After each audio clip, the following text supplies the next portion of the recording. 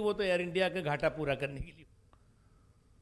तो हज 2022 का आगाज हो चुका है। गुज़िश्ता 2 सालों से कोविड की वजह से लोगों को हज करना नसीब नहीं हुआ था, इसलिए अब लोग इस साल हज कर सकते हैं, जिसके लिए मरकजी हुकूमत ने कई इंतजाम किए हैं। इस पूरे मामले पर बात की मरकजी वजीर बराए अक़लीती उमूर मुख्तार अब्बास नकवी से हमारे नुमाइंदे वसीम अंसारी ने।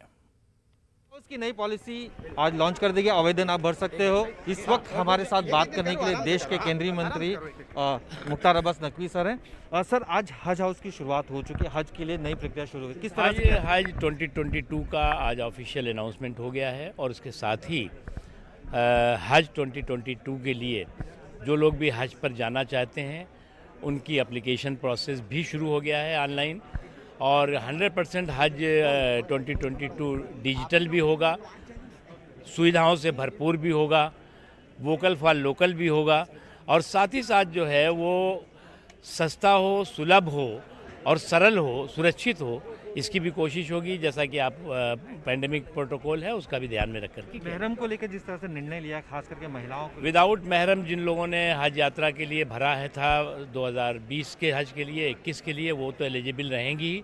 अभी भी जो भरेंगे उनको हम सभी को बगैर लॉटरी जा पाएंगे। मेड इन इंडिया के लिए बाकायदा आपने जो चीज़ें महंगी पड़ती थी, एक गरीब इंसान जब वहाँ देखिए, पहुँचता, अब यहाँ पे जो चीज़ 100 रुपए की मिलती थी वहाँ पर $100 की मिलती है, तो फ़र्क हो जाता था।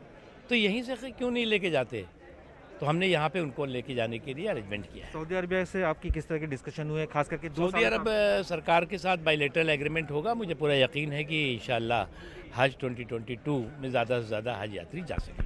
शुक्रिया हमसे बात करने के लिए। थे मुख्तार अब्बास नकवी जी, जिनका साफ तौर पे ये कहना था हज पॉलिसी पूरी तरीके से तैयार कर ली गई है। इस बार उम्मीद है कि 100% से भी ज़्यादा लोग जो आवेदन करेंगे वो हज के लिए जा सकते हैं। इसे लेकर सऊदी अरबिया की जो गाइडलाइन है उसे पूरी तरह से माना जाएगा।